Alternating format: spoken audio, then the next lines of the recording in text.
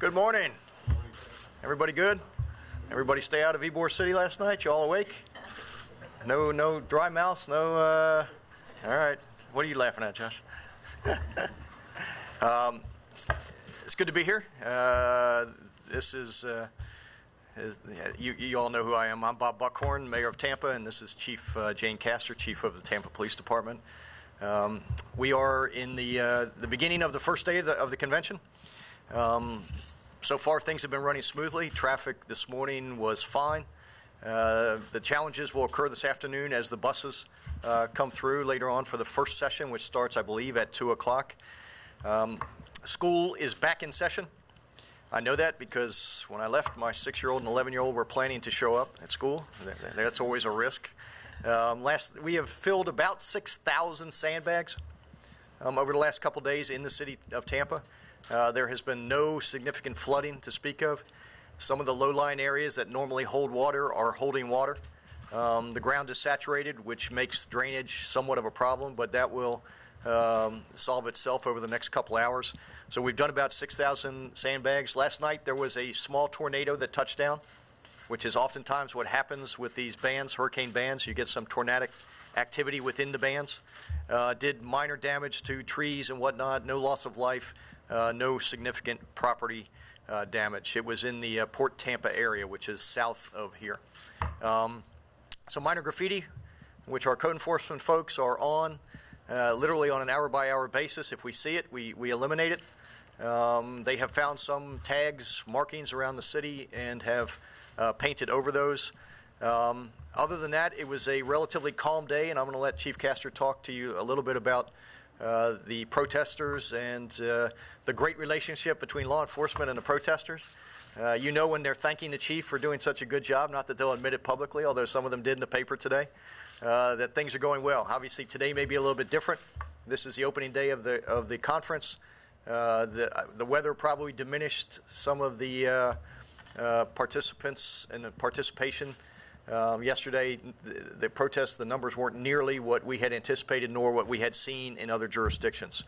At best, there were a couple hundred folks that were protesting yesterday, as opposed to the 5,000 that they had promised would be here.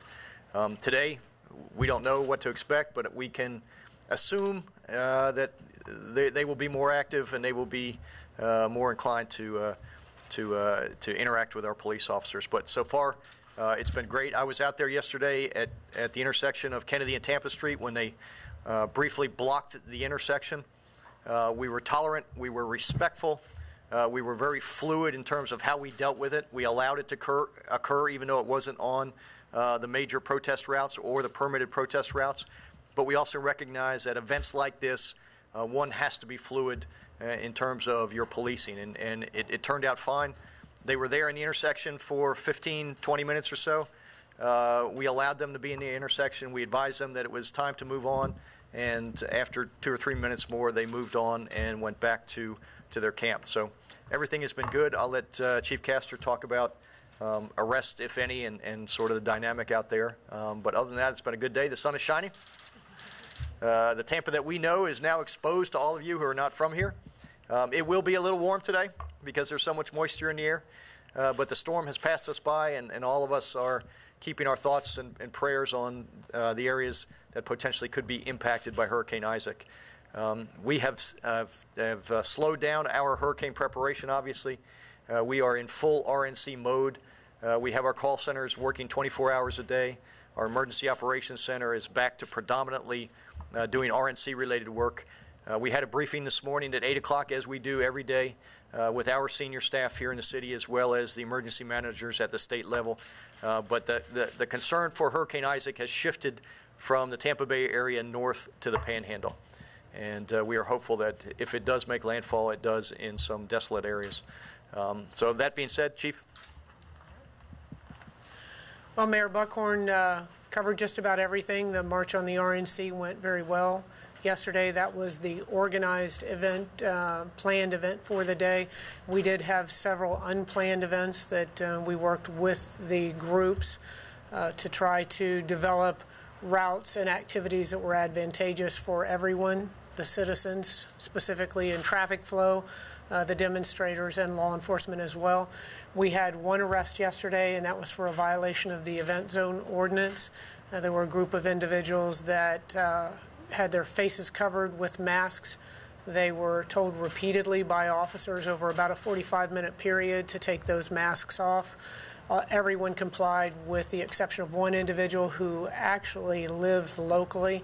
So there's really no reason for him not to have been aware of the ordinance being in place. And again, that was clearly communicated to them several times prior to the arrest. And that individual was placed under arrest. So all in all, like it was a very, very successful day. The rain came in and out throughout the day, and as the mayor said, more than likely dramatically reduced the number of demonstrators that were out there. We currently have some groups that are over in the Ybor City area right now that are demonstrating that we are monitoring. They are all very peaceful. We had about 4 busloads of demonstrators yesterday evening that went to a couple of locations, franchise locations, demonstrated, went to International Mall, demonstrated for a little bit, and then went down to the Ybor City area and demonstrated in front of a restaurant. But again, all very, very peaceful. We allowed them to march down 7th Avenue to a church on 7th Avenue, and everybody seemed happy. So all went well yesterday, and we have expectations that it will be the same today. There were individuals that did try to bait officers into taking action yesterday, and I can say that I'm very, very proud of all of the men and women in law enforcement that are here from throughout the state of Florida to assist us with this event. They were all very, very professional. They showed a great deal of patience and restraint, just as we have asked of them. And so I couldn't be any prouder of all of law enforcement and their actions yesterday. Thank you. Yeah. All right.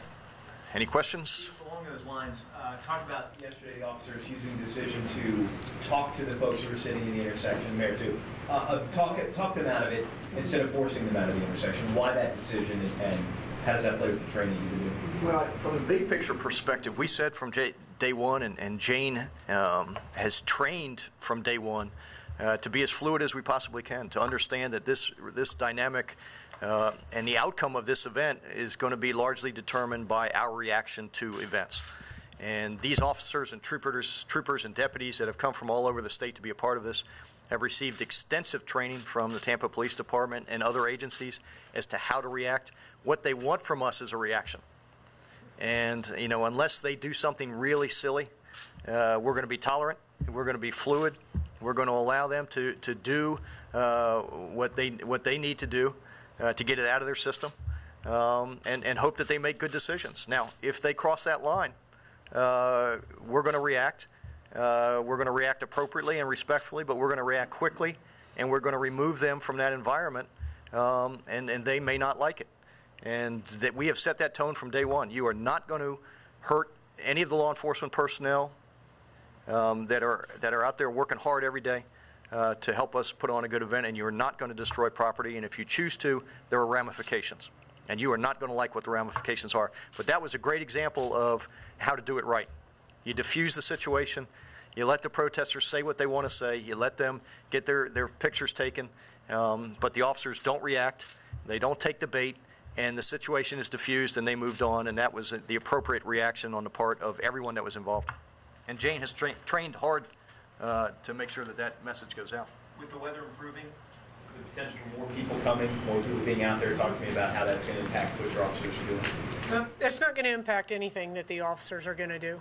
Again, you know, it may test the numbers that are out there, but we have trained to respond to any incident in the same way, and that is with a great deal of patience and restraint. As the mayor said, allow people to express themselves in whatever way, shape, or form they deem appropriate, as long as it doesn't cross over into criminal behavior. And so far, the groups that we have dealt with have been very, very reasonable. You know, they've explained their needs, their intentions, their wants, and we've explained to them what we need to do to keep this city moving, and we have come to amicable solutions so far. Do I believe that's going to happen all the way through Thursday? No, I don't. But so far, it's working very, very well. Chief, we have it from a source that overnight metal pipes, stash bottles, and bricks were confiscated from 3 areas downtown. Can you confirm that? No, I can't confirm that. I can confirm that we have that all of the city departments, solid waste, clean city, code enforcement, and waste management, and the citizens in the downtown area, we have done extensive training in that area too, asking them to call us if they see anything suspicious. And as I told the mayor earlier, his city is cleaner than it probably ever has been because we have confiscated a lot of items. Not to say that they were going to be used as weapons, but there was a potential of that. We even had an individual in the public viewing area yesterday that was overheard saying that there were no bricks found. There were no bricks to be found that could be thrown. But there were no stashed items that appeared to be intentionally set aside? No, I haven't heard of that, and I would have been briefed on that. Is there any concern about, I know you've been aware of this from the beginning, but concerns about attempts to shut down the bridges? Yes, we have planned for that. We have a very robust transportation plan that includes dealing with any attempts to close down any of the bridges. Obviously, that is a vulnerable area for our transportation plan. Mayor, some of the downtown business owners say that they've lost business over the last few days and are kind of upset. What do you think about that? Do you think that they're going to recoup? What do you think about the activity? Because it was pretty dead downtown yesterday. Yeah, it was, partially because of the weather, partially because of the cancellation of the first day's events. I think in circumstances like this, there will be businesses that don't do as well as they had hoped. And historically, they have been some of the businesses that are closest to the perimeter line. But there will be a multitude of other businesses for whom this will be the best week of their entire year.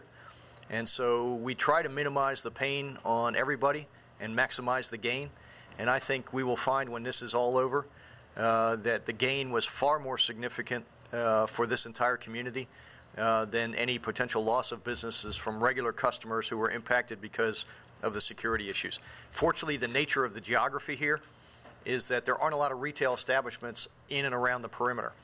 And quite candidly, there are some that are very close to the perimeter that have been booked by delegations or booked by folks that want to throw parties for the entire session. And so I think when we're all said and done with this, this will be a huge economic impact for the city.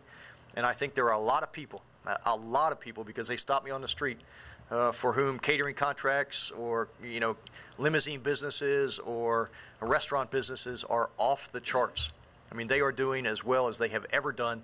This will be a huge economic boom for the vast majority of people. Have you studied a number on the economic impact of this? Well, we estimate, and again, obviously these numbers vary. We estimate the short-term capital infusion from this event into our Tampa Bay economy could range anywhere from $150 million to $175 million. Part of that is the security expenditures that the city has spent. Not all of that will be spent here because some of that was to companies outside the area. The host committee has raised close to $50 million that will be spent in the Bay Area. And delegate spending is estimated to be close to $50 million. So just in and of itself, without adding a multiplier, you're at 150, give or take, million dollars. But the longer term impact and the residual impact of hosting this event for Tampa is immeasurable. I mean, the tens of millions of mentions of Tampa, Florida, as a result of this event that significantly amped up when the hurricane was coming is unprecedented. And we will never get that chance again for the world to get to know Tampa like they are getting to know Tampa right now. And so that is tough to measure. But a decade from now, I guarantee you they're going to look back on this event and say this was the biggest thing Tampa ever did, and this is when Tampa took its place on the international stage like it had never been before.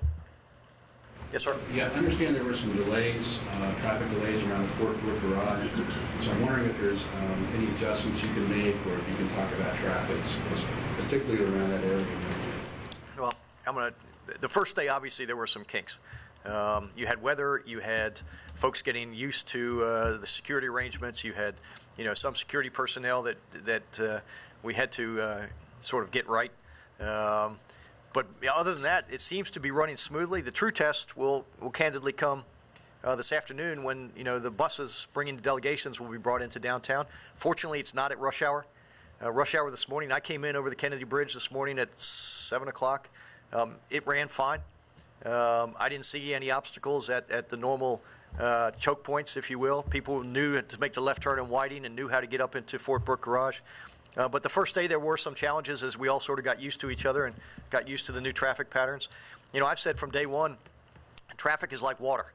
Traffic will always find its way given a day or so. When we closed the Platte Street Bridge for 3 months, 6 months ago, huge congestion on the first day, but by the second, third, and fourth day, everyone had found alternative routes. They left early so they could plan for their ingress and egress into downtown. That's exactly what we've asked people to do in this situation. Most of the traffic issues today came from the crosstown being partially closed and traffic coming from East Hillsborough County into downtown Tampa. The upper deck is open, and we encourage everyone to use the upper deck and get off at the appropriate exits.